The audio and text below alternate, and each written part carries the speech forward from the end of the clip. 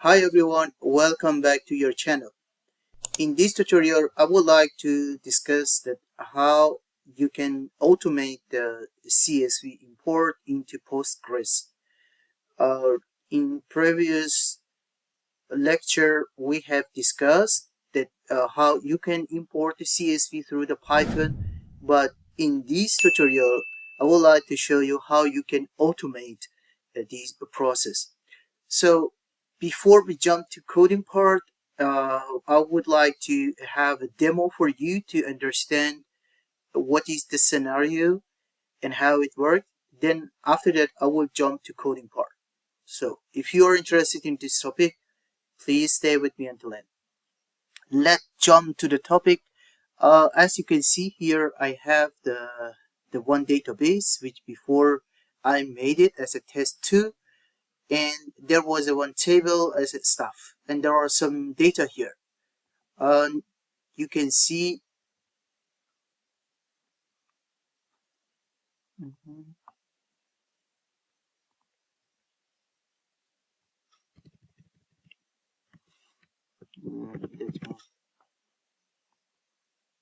yes. So as you can see, we have the five rows here, and I want to add the one row in the CSV file, and then to see that how it will work and how the system can understand some row is added and updated and will not duplicate the data. Okay, so in this regard, I would like again to use the Google Sheet. So I'm adding some values like William, and I'm giving that 33, and I'm going to download this file as a comma separated value, and I will drop this file in my directory. Okay, as you can see now, the server, my server is up and running, and before I completed and ingested some data inside, and you can see the data ingested complete. But I dropped this file here and nothing added. Okay, and you can see just only 4 rows. And let me check. Yeah, we have here James 5. Okay, then yeah, because it's used the 0 and then it mentioned the 4, so there is no William. It's just only James here, and only you can see that these data. Okay, let me tell you that this is my server, and I'm going to delete this file. Still in server, nothing happened here. Let me just rename it again.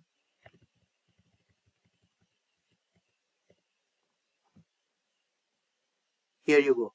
You see, now the data has been modified, and it checked all these rows and add all the we can say the updated row, which it was row 5. So let's get back to the pgadmin. Here you go. You see, there is no duplicate data, just only last value which was William, and now Williams added into database. Okay, I think that is enough for this demonstration. Let's jump to the coding part to see how the code is working. Okay, as you observe, this is not exactly, this is similar to the code which is I published in my previous tutorial for the CSV, but some functions into this code or to my program has added. So we had this library, which before I explained, and we had the CSV, we had the OS for a directory, but two more libraries, or we can say one library with different extensions has been added, is Watchdog, which is watchdog.observer. This is for monitoring of uh, the system in directory. If something is changed, then it will monitor that one, and watchdog.events will check in a CSV file whether something it happened as a modified, deleted, or uh, something like that. It will check, and after that it will make some flag, and you can, based on this result, to understand what's happening here. So if you want to install, already I have installed, you can use a pip install watchdog to install this library, and you would need to add the observer and file system event handler as well as an extension. So this is the, again, similar to previous code. Just very quickly to explain that this is the host, this is the server, the DB name, username, and the password, and also the port. And this is the path, which is the CSVs there. So if you have the different directory, you should put your directory here, but my file is in the root directory, so I don't need to add any other folder here. So we already have the connection for the DB, and these are here actually is coming from this information, which is the global. We made it as a global here, and then drop it or call it into this loop, this for connection. Okay, then this part is one of the key part for our program, which is talking about the checking whether this row already exists or no.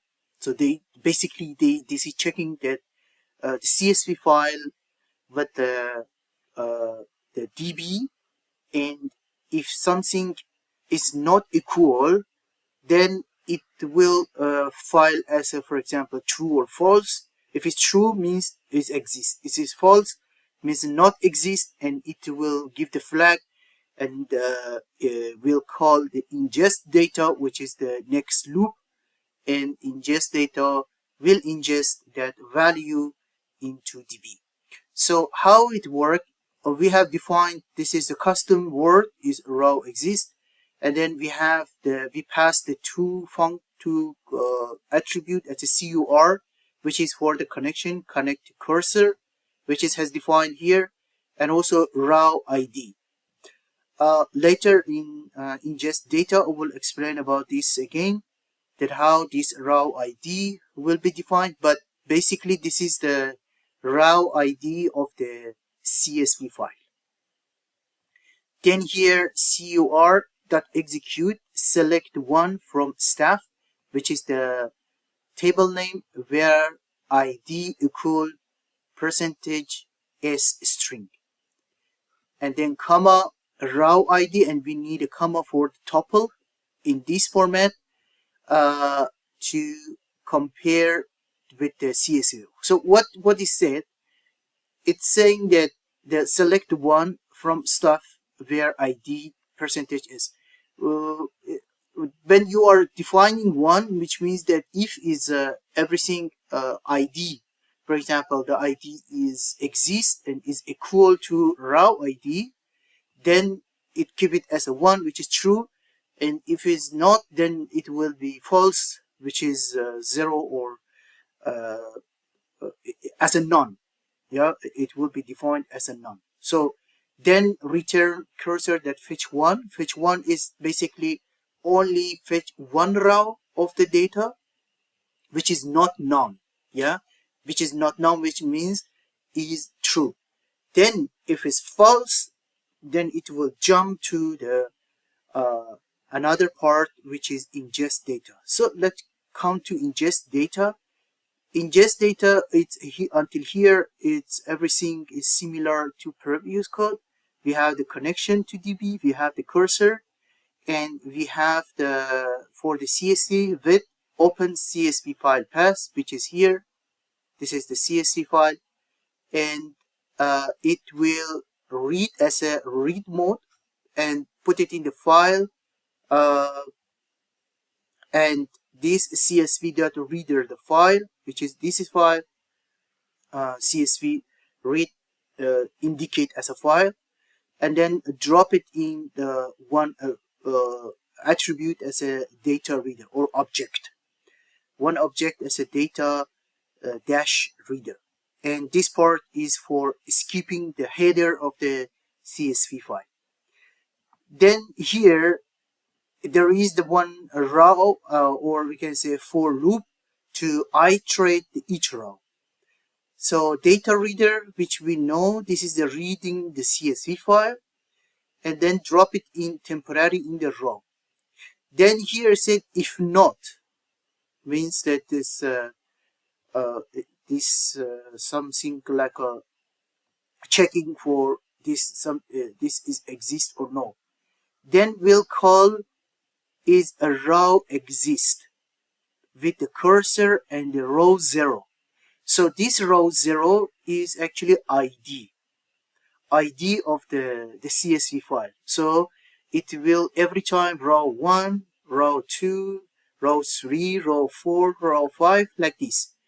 So when is calling here, then exactly will be referred to this part, which, for example, here we'll say the COR and row ID 1 instead of this row dash ID will be 1. So COR execute, select 1 from staff where ID, for example, 1, with the 1 is exist, then nothing happened. 2 exist, nothing happened. Then we'll arrive, for example, to the 5. The 5 here is not exist, so it is a false.